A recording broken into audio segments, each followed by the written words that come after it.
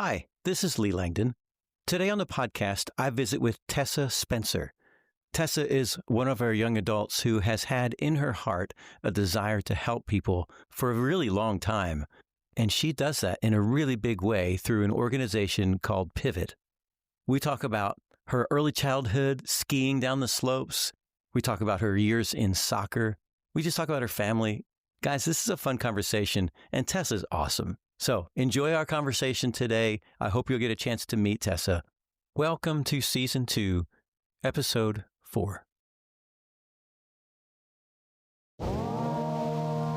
Welcome to the Young Adult World podcast.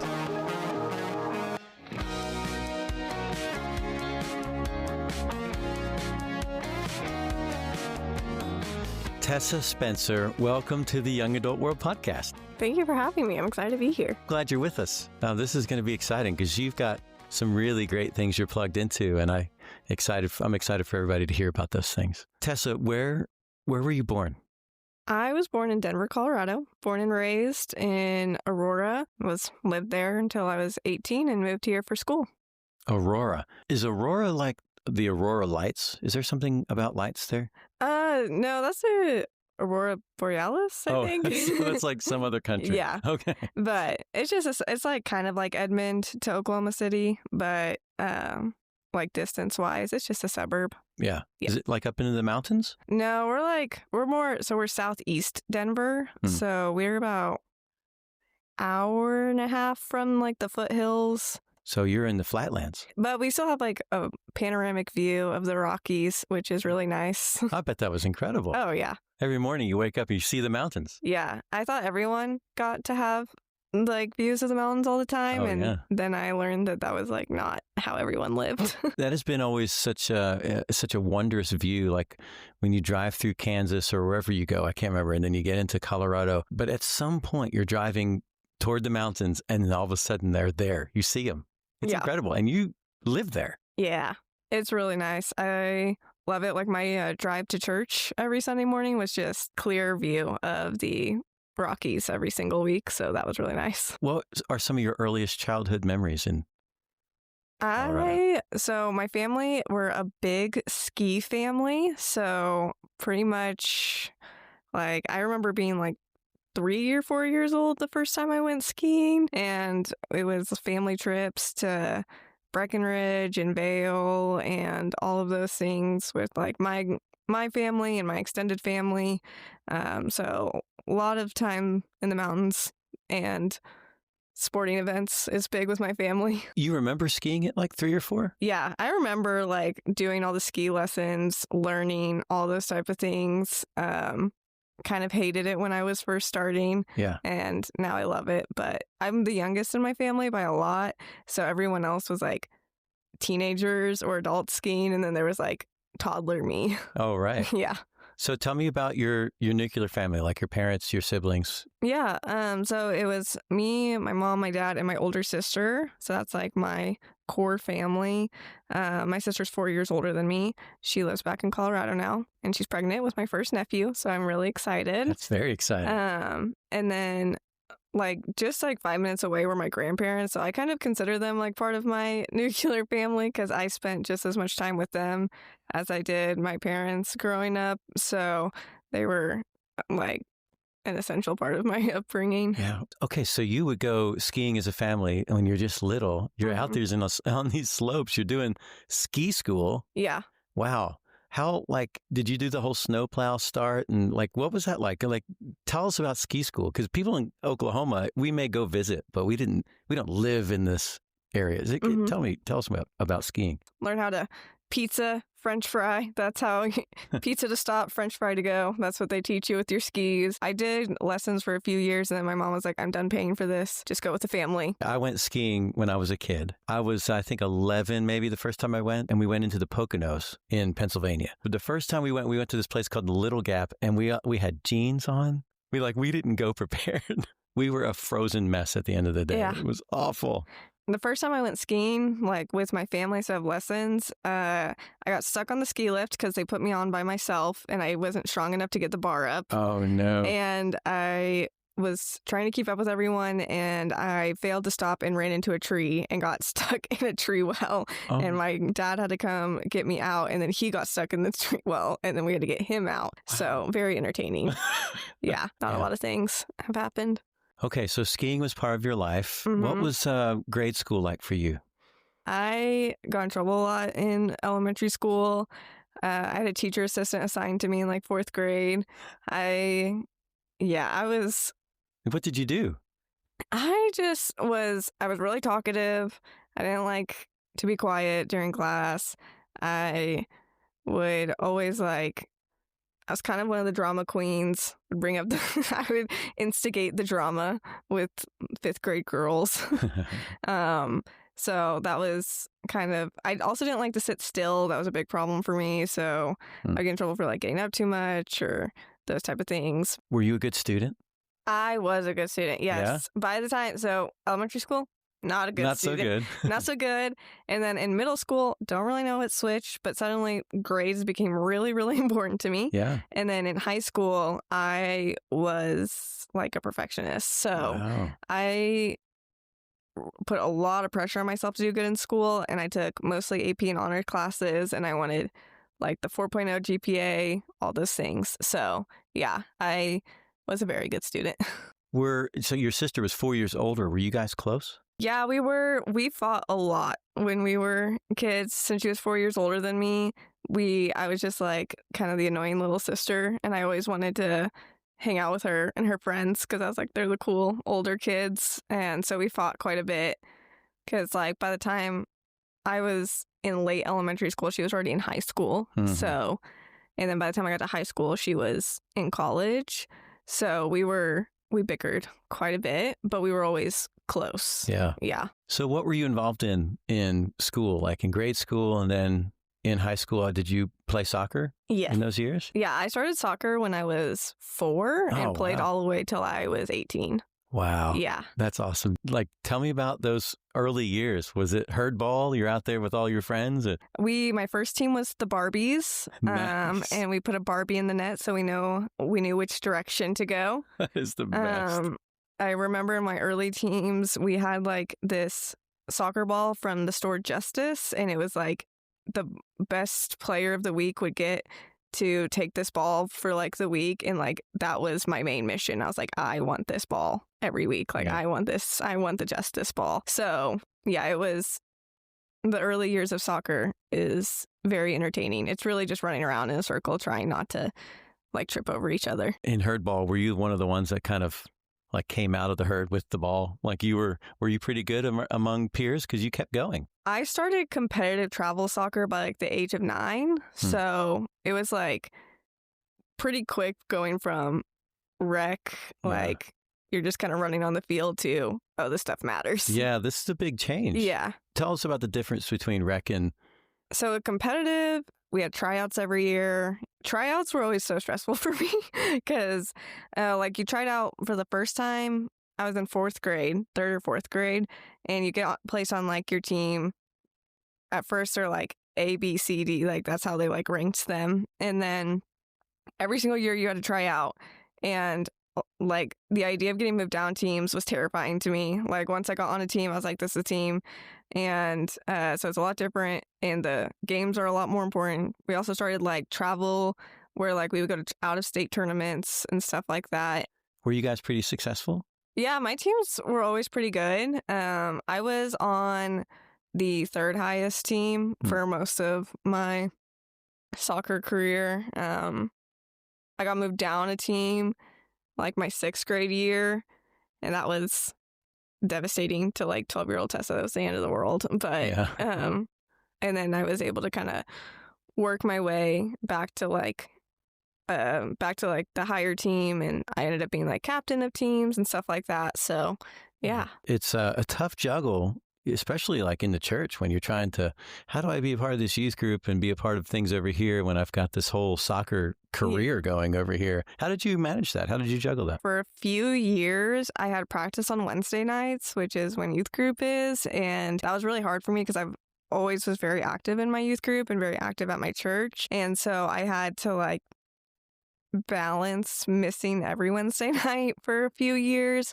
I ultimately ended up taking a step back from soccer because I was missing so much church because we had weekend tournaments. So it started being that I was missing Sundays and Wednesdays, and we were spending a lot more time at soccer and soccer fields than I was at church or youth group and those type of things. Like, my mom was very much like, if you don't want to play soccer, don't play soccer. And she was like, do what you want to do at the end of the day. So it was kind of like, I think I need to put my energy towards other things. Yeah. Yeah. How did you find out about Oklahoma Christian? So I grew up in the Church of Christ. So on my radar was always going to a Church of Christ school. My whole life planned on going to Abilene Christian University, going to ACU. My whole family pretty much went to ACU. My dad, my aunt, my cousins, my uncle, my grandma, my great-grandma, everyone. So my sister was the first person in our family that went to college that didn't go to ACU. She came to OC. And so when I was looking at schools, I was between OC and ACU. And after I visited ACU, I kind of visited OC, like visiting my sister. And then I was like, I like living in a city. Yeah. I didn't really want to live in the middle of nowhere. Yeah. So fair. I decided to come to OC. How did you decide on what you wanted to study? I really had no idea what I wanted to do. Yeah. Like, my sister from a young age knew she was going to be a teacher. She did education. She's a teacher. It's great. I didn't know what I wanted to do. And then senior year of high school, for some reason, I landed on that I was going to be a lawyer. And so I was a political science major, but I specifically wanted to be a lawyer doing family law, working with like foster care and adoption. So I decided to add a family science human development minor to get some like those classes, like the family science nonprofit side of things. But yeah, my original plan was political science, go straight into law school. What happened after you graduated? So my junior year of college, kind of had an identity crisis and was like, I do not want to be a lawyer. I did all the things like mock trial, studying for the LSAT, all that preparation. So I decided I didn't want to do that, and I wanted to do nonprofit work. So after I senior year, I did an internship at Angels Foster Care. Really liked it, and then graduated, and I started working at Lilyfield, which is a nonprofit in Oklahoma City. Very heavily tied with Memorial Road, actually. Yeah, there's a lot of ministry connections there. Yeah. So I started out as a youth advocate at Lilyfield and worked there for a little bit over a year, and then transitioned to my current job at Pivot. Where do you think this desire to work with families and help people in that aspect, like you want to be a lawyer, helping them in that, like, where did that come from? My grandparents, 100%. Really? Why? My grandparents were like probably the most selfless people I've ever known in my entire life. Like, they truly had an open door policy at their house, and I never watched them turn anybody in need away. My grandpa was an elder. They help run our church food bank. One day someone came into the food bank. She was an Iranian refugee escaping domestic violence, and she needed a place to live. She barely knew English. She didn't have any money, and my grandparents housed her for months. She lived with my grandparents. They just did everything for their community. Even when my grandpa stepped down as an elder, my grandma still called up to the church office every week and got the prayer requests and prayed over them, obviously, but she also wanted to make sure that the church was actively doing something for their members, finding resources, how they could help. Do they have like this legacy at Littleton? Like 100%. Yeah, when both of them have passed, and when both of them, like at both of their funerals, it was everybody showing up and being like, your grandparents helped me. You know, Romans 12, it talks about everybody's the body of Christ, and everybody has certain gifts and teaching and serving. And I mean, I love when people are using their gifts in a huge way. And now here you are at Pivot. Yeah.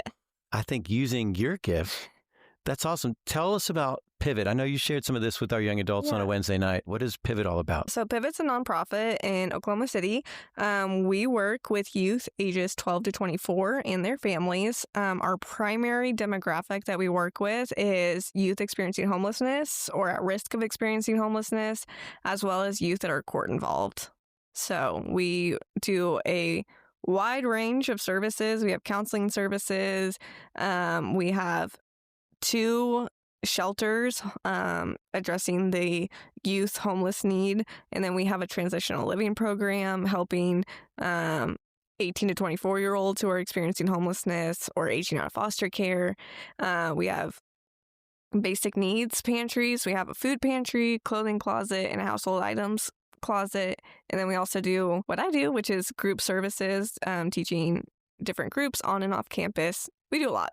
Amy and I, my wife Amy, came to visit and tour, and you showed us around, and we were literally blown away. Like, we could not believe all the things that you guys are doing there. Yeah. It's amazing. Places where people are living on campus, people that come just for the night, the classes you were teaching. Mm-hmm. It's incredible. So we have our emergency shelter called The Point for ages 18 to 24. That's like to directly work with street homelessness. So, which there's a lot of shelters in Oklahoma City, but not a lot of them for young adults and youth. And the big shelters often end up not being as suitable for younger adults, just with more high acuity needs and those type of things. So we try to be that bridge between adult shelters and youth shelters. Yeah. That's a scary world for them to be in. Yeah.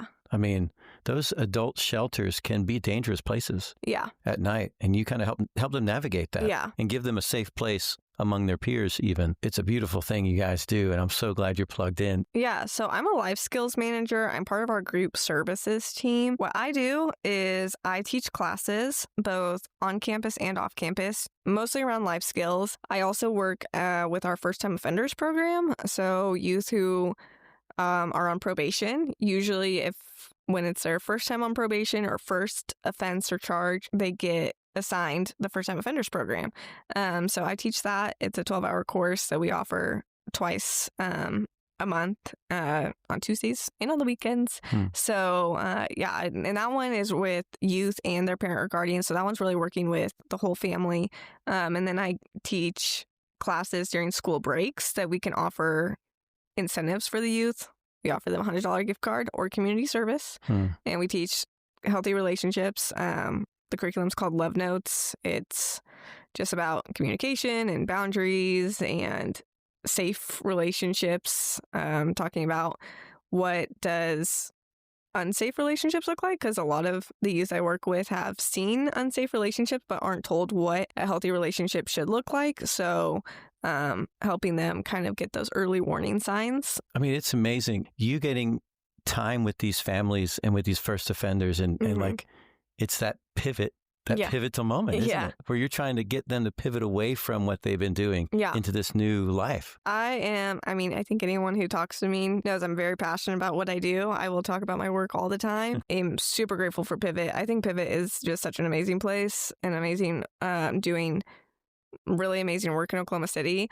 Could rave about us all the time. Love getting to work with the youth that I work with. I also go into the detention center and work with kids who are locked up.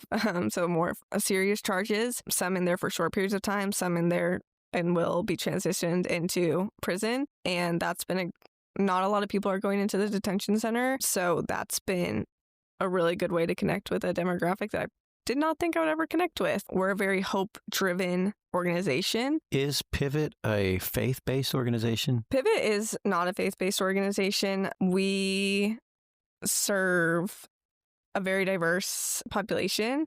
Actually, about 60% of the youth we serve is LGBTQ. We operate on a lot of fundamentals that you would see in the Bible, feeding the hungry, clothing the poor, all those type of things, and having hope as our basis of what we do is really important. And so, Do you ever get to talk about your faith with people? I'm sure if they ask, maybe you do. I don't know. Yeah. With being government funded, there is like some restrictions on like what you can like teach, but just having conversations with people, you can say and be able to do whatever you want. So there's a lot of times that I work with youth, and when I ask certain questions of like, who's your support system or things like that, a lot of people put down God, and it opens up a conversation. And I've always said that like, even if I can't actively talk about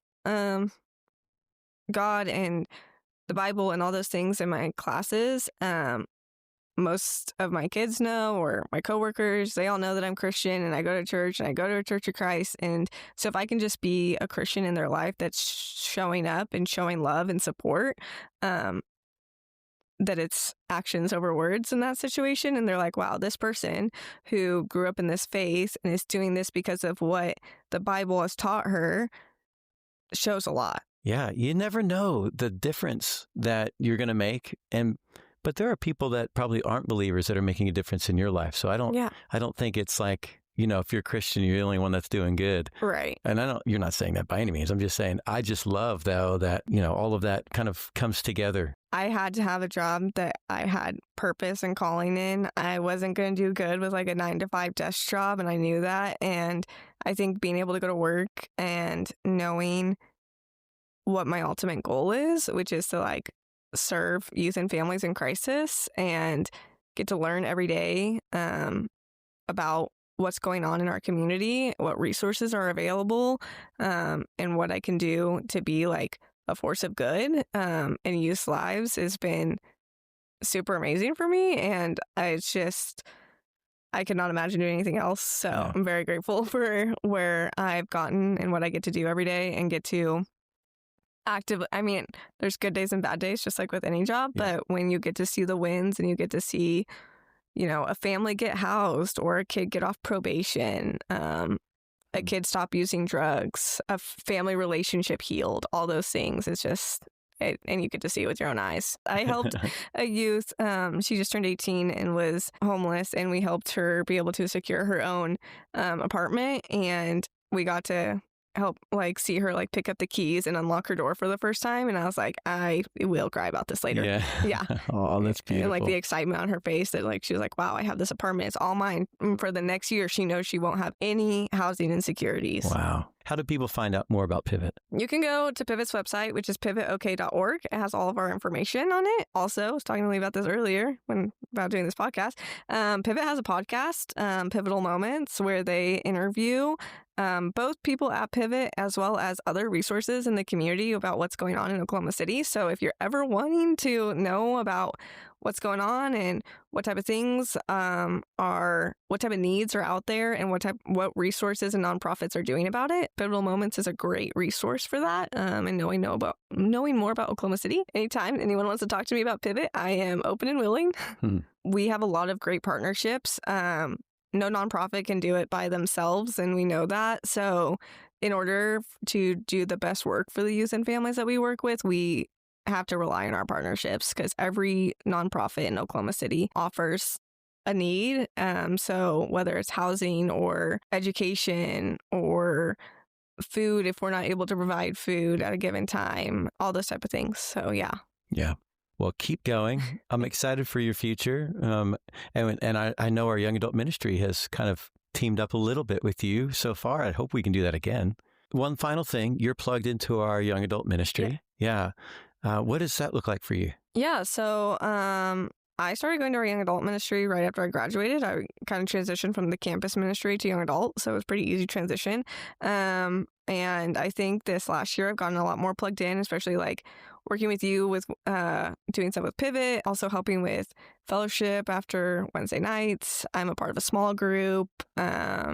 So just trying to be involved with as much as possible. And like when there's events and I can go, I try to go. I was really bummed I missed LinkedIn movie night last week because I had to work late, but I was really sad about that. So yeah, just trying to get plugged into all the different things that the young adult group is doing. Awesome. I'm so glad you're with us, Tessa. Yeah. You're just like a bright light. I love it. Thanks for being on the podcast today. Yeah, thanks for having me. Yeah, It's been fun. it's My been first really- podcast. Yeah, awesome. Really. It's been really fun. So thanks so much. Hey, thanks for joining us today. I hope this conversation was meaningful to you. Come find us on Instagram. Our profile is Young Adult World Podcast. Tell us what you connected with during our podcast today. This podcast is part of the Young Adult Ministry at the Memorial Road Church of Christ in Edmond, Oklahoma. Come join us sometime. There's plenty of room for everyone.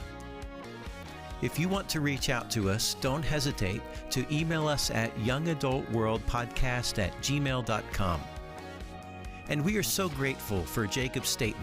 Jacob is a young adult who edits this podcast for us and keeps this thing going. So thanks, Jacob. Okay, guys, see you next time for another Young Adult World conversation.